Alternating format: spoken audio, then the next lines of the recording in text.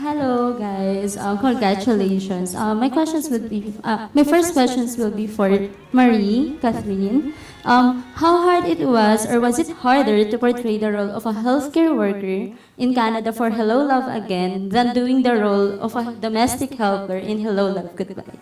Uy, ang ganda ng tanong. Kasi transition yun, ha? Ang ganda ng tanong, Kath. I think it's very hard. Ask Kath muna bago si Marie tsaka si Joy, okay? Because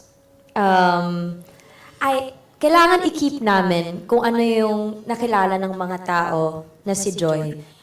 But then parang kahit di naman nila sabihin, parang feeling ko lang, kailangan ko siya lagyan ng ibang flavor when it comes to Marie. And paano mo nga iibahin yung mga nagtatrabaho sa Hong Kong? Ano naman yung buhay ng mga nagtatrabaho sa Canada? So, bakit nila papanoorin to? Anong difference na hindi nila napanood dito na mapapanood nila? You know, ang dami. Iba talaga.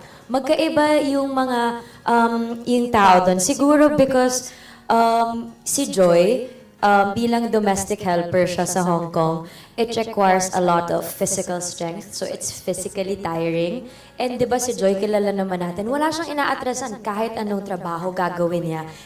Di ba lahat ng side hustles gagawin niya para lang maka-provide sa pamilya and for her dreams. And ganun pa rin dito si Marie.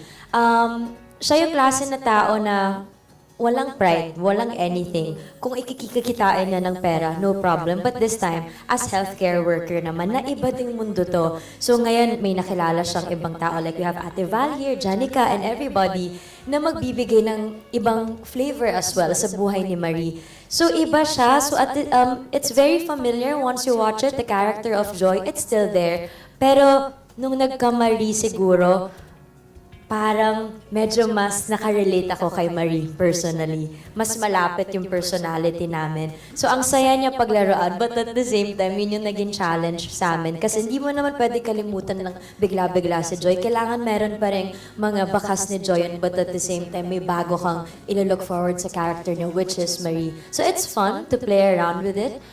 But kung hindi lang siguro, kung hindi mo siya masyadong kilala, ayaw mo naman gawin na half-baked lang yung mabibigay ni Marie. So sana, kung paano nila tinanggap si Joy, parang mas may intindihan nyo kung ano din yung pain na pinagdaanan ni Joy, kaya niya nagawang kaya nagkaroon ng Marie. So, di natin alam why, hindi natin alam yung reasons niya behind it, but definitely,